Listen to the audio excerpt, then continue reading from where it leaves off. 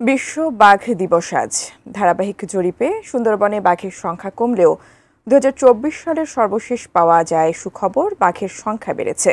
বন বিভাগের দাবি, নিয়মিত নজরদারিতে সুন্দরবনের পরিবেশ উন্নত হওয়ায় বাঘের সংখ্যা বাড়ছে। তবে বিশেষজ্ঞরা বলছেন, সুন্দরবনকে সুরক্ষিত রাখতে আরও কার্যকর পদক্ষেপ নিতে হবে। খুলনা বিভাগীয় প্রতিনিধি মোহাম্মদ অসীমের তথ্য ছবি নিয়ে ডেস্ক রিপোর্ট। বিশ্বেই কমছে বাঘের সংখ্যা। বন্যপ্রাণী সংরক্ষণে আন্তর্জাতিক সংস্থা ওয়ার্ল্ড ওয়াইল্ড লাইফ ফান্ড এবং গ্লোবাল টাইগার ফোরামের তথ্য মতে 1998 সালের গণনায় বিশ্বে বাঘের সংখ্যা ছিল 7,600। 2013-14 সালের বাঘ জরিপে দেখা যায় তা কমে এসেছে অর্ধেকে। একইভাবে বাংলাদেশের সুন্দরবনে 2010 সালের জরিপে 450 বাঘের কথা জানা যায়। 3 বছর পরের জরিপে তার সংখ্যা মাত্র 106টি।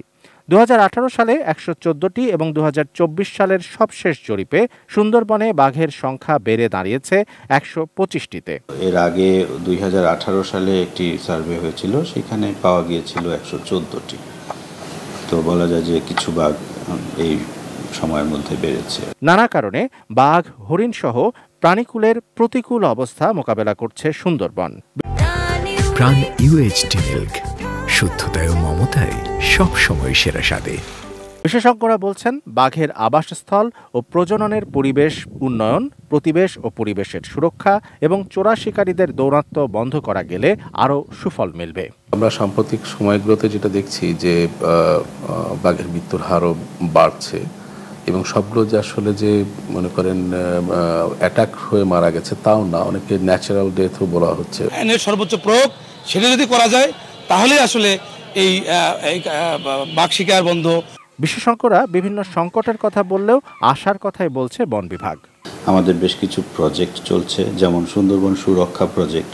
এটাতে সুন্দরবনের অনেক ধরনের অ্যাক্টিভিটিস রয়েছে। এছাড়া আরেকটি বাঘের জন্য আলাদা একটি প্রজেক্ট চলছে। এবার মানুষ এবং বাঘের মধ্যে সুরেলা সহাবস্থান প্রতিপাদ্য নিয়ে পালিত হচ্ছে বাঘ দিবস। Shamsul Arefin, desk report, ATN news.